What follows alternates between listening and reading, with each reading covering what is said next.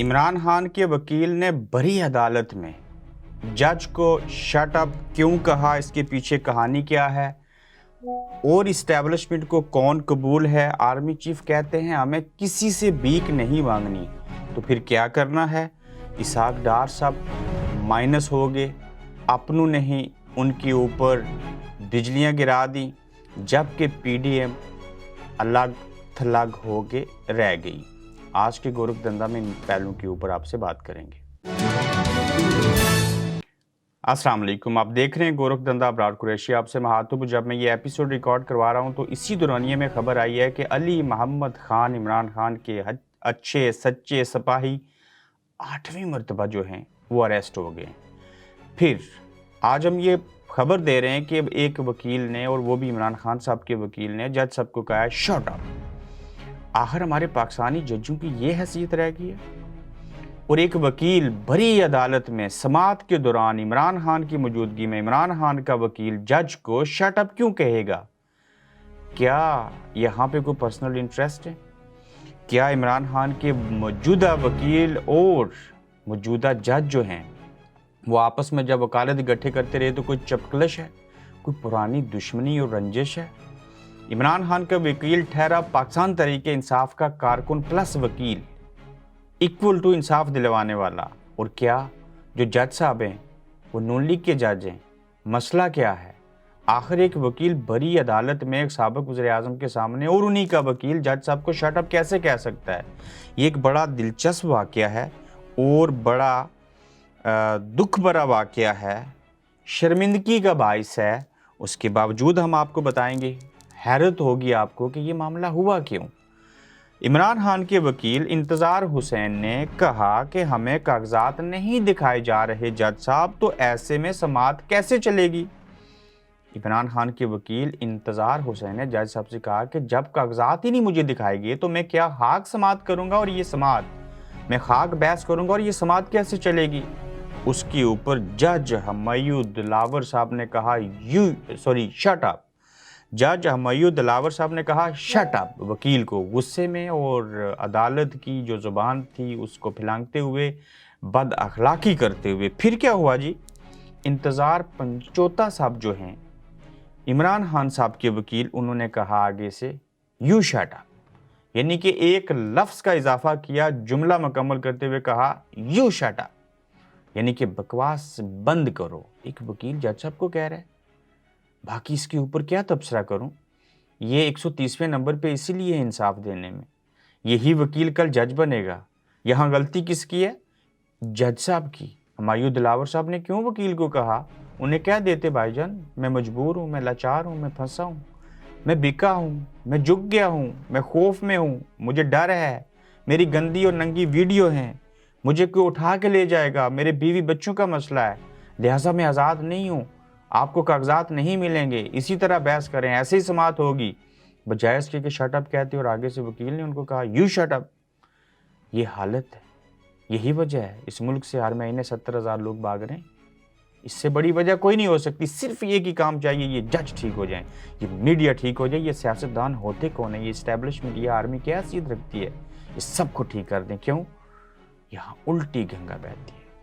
Army कहती है हम आम आवाम को अपनी अदालतों में ट्रायल करेंगे, मगर हम फौजी आम अदालतों में कभी नहीं जाएंगे, हम कानून से बालातर हैं, हम खलाई मखलूक हैं, हम पता नहीं कौन सी मखलूक हैं और क्या हैं। फिर देखिए जनाब, पाकिस्तान नए दौर में दाखिल हो चुका है। क्यों? 40 लाख एकड़ ज़मीन मिली है, ज़री इनकलाब आएगा। आर्मी चीफ साहब ने खिताब किया है, नए दौर में दाखिल होने जा रहा है पाकिस्तान, या हो चुका है। क्यों? ज़री इनकलाब आएगा जनाब, इतना बड़ा ज़री इनकलाब आएगा कि हम किसी से भीख नहीं मांगेंगे। बहुत अच्छी बात की आर्मी चीफ साहब ने कि हम किसी से भीख नहीं मांगेंगे, और हमें किसी से भीख नहीं मांगनी चाहिए। मगर सवाल ये है कि आप ये ज़री इनकलाब क्यों लाएंगे? ये सवाल मैं आपसे नहीं पूछ रहा, बल्कि मैं सियासतदानों से पूछ रहा हूँ। सियासतदानों से पूछा जाए कि जो कहते थे कि आर्मी को, इस्टेब्लिशमेंट को, पाक फौज को सादा लफ्ज़ों में सियासत में मुदाखलत नहीं करनी चाहिए, वही पाक फौज के सिपा सलार सरबराह ये कह रहे हैं कि मैं मुल्क में ज़री इनकलाब लाऊंगा, हम भीख नहीं मांगेंगे, हम IMF से कर्जा नहीं लेंगे, हम आज़ाद हो जाएंगे। मगर आप तो कहते थे इन्होंने सियासत में मुदाखलत नहीं करनी। آپ تو ان سے ملک کی معیشت ٹھیک کروا رہے ہو، آپ تو ان سے سیاست بھی کروا رہے ہو، ملک کی معیشت کا، سیاسی عدم استحکام کا سیاست اور معیشت کا آپس میں چولی دامن کا ساتھ ہے۔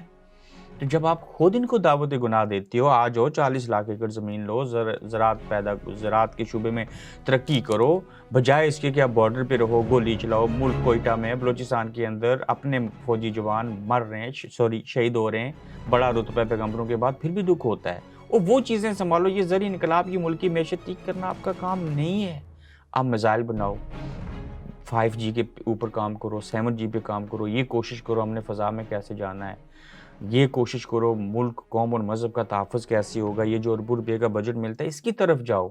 یہ کیا ہوا؟ اچھی بات ہے، ہم بھیک نہیں مانگیں گے، بھیک مانگنی نہیں چاہیے، پہلے جو بھیک لی ہے وہ تو واپس کر دیجئے، اور بڑا انقلاب آئے گا، ہم اچھے دور میں داخل ہو رہے ہیں۔ اگلا ایپیسوڈ ساتھ میں پوائنٹر سنیں گے، ناٹ ایپیسوڈ، تو آپ کو سمجھ آ جائے گی۔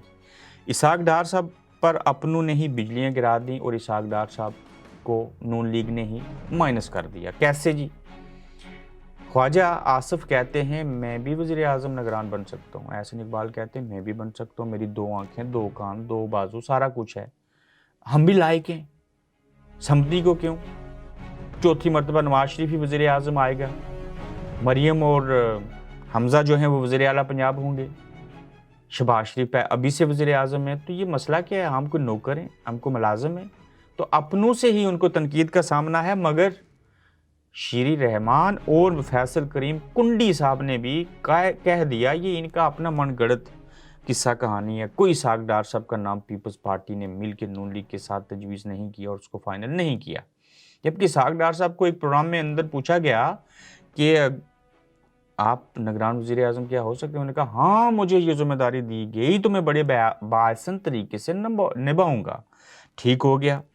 اب یہ دیکھنا ہے کہ اسحاق ڈار صاحب جو ہیں وہ ایک سیاستدان ہوتے ہوئے نگران وزیر اعظم بنیں گے، مگر یہ بات اسٹیبلشمنٹ قبول کرے گی؟ بتایا یہ جا رہا ہے کہ اسٹیبلشمنٹ اس بات کے اوپر متفق ہے کہ اسحاق ڈار صاحب چونکہ پہلے سے وزیر خزانہ ہیں، انہوں نے IMF کے ساتھ معاہدہ کیا تو یہ ملکی معیشت کو ٹھیک کریں گے، ان کو رہنا چاہیے۔ یہی وجہ ہے کہ صدر صاحب کی بھی مدت بڑھے گی، نگران وزیر اعظم کے اختیارات میں تبدیلی کرے گی، پھر نگران وزیر اعظم 90 روز کے لیے نہیں 7 سے 8 ماہ کے لیے ہوگا۔ اوپر سے ہم نے زرعی انقلاب بھی لانا ہے، ہم اچھے دور میں پاکستان داخل کر رہے ہیں پاکستان کو، تو کل زرداری صاحب صدر ہوں گے، نواز شریف صاحب مستقبل کے وزیر اعظم ہوں گے، تو اسحاق ڈار صاحب جب معیشت کو ٹھیک کریں گے، کیش کروائیں گے، تو اس کے بعد الیکشن ہوں گے۔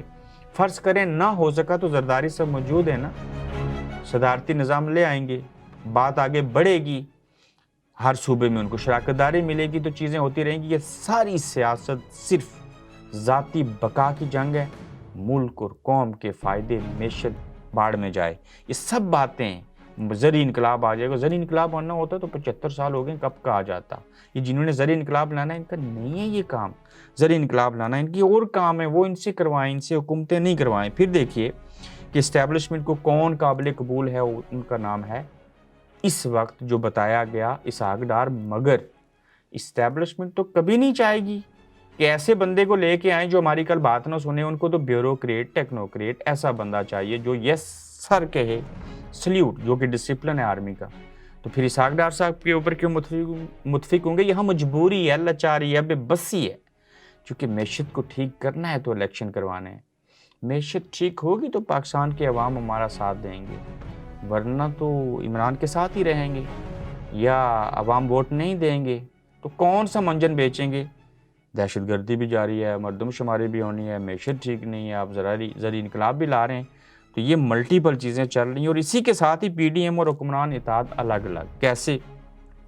اب امیجن کیجئے کہ PDM کے سربراہ مولانا فضل الرحمان صاحب، پہلے وہ چاہتے تھے میں صدر بنوں، اس سے پہلے وہ چاہتے تھے اس حکومت کی ایکسٹینشن ہونی چاہیے، الیکشن ہونے ہی نہیں چاہیے، نگران سیٹ اپ بننا ہی نہیں چاہیے۔ وہی PDM کے سربراہ، جس PDM کے سربراہ کی 11 جماعتوں کی حکومت ہے، اس PDM کے سربراہ مولانا فضل الرحمان شہباز شریف صاحب کی موجودگی میں ایک تقریب میں کہتے ہیں کہ میاں صاحب، وزیر اعظم صاحب، آپ نے تو سیلاب زدگان کی مدد نہیں کی، وہ تو اسی طرح بے یار و مددگار ہیں، مہنگائی ختم نہ ہو سکی، اس میں تو اضافہ ہو گیا تو تنقید کر رہے ہیں، تو اس کا مطلب کہ وہ کسی اور پیج میں کیوں ان کو آپ صدر نہیں بنا رہے؟ انہوں نے اطاعت کس سے کرنا ہے، سیٹ ایڈجسٹمنٹ کس سے کرنی ہے، ان کو پتہ ہی نہیں ہے۔ میاں صاحب ان سے مل کوئی نہیں رہے، بڑے میاں صاحب تو ایسی صورتحال میں پی ڈی ایم کے اندر پیپلز پارٹی اپنی سیاست کے لیے، نون لیگ اپنا کام کر رہی ہے، مولانا صاحب بھی بکھر گئے اور نکھر گئے، ان کو اپنے مفادات چاہیے، ان کے پاس عوامی حمایت حاصل نہیں ہے، یہ ملک کی معیشت بھی ٹھیک کرنے میں ناکام ہے۔ اسٹیبلشمنٹ نے جتنی محنت اس پی ڈی ایم حکومت کو کامیاب کرنے کے لیے کی ہے، انہوں نے یہی محنت کسی اور کے لیے کی ہوتی تو شاید ملک کے اندر انقلاب آ بھی چکا ہوتا۔ یہ آج کا گورکھ دھندا تھا، اپنا خیال رکھیے گا، پھر آپ سے ملیں گے۔ آپ دیکھ رہے ہیں گورکھ دھندا ابرار قریشی کے ساتھ۔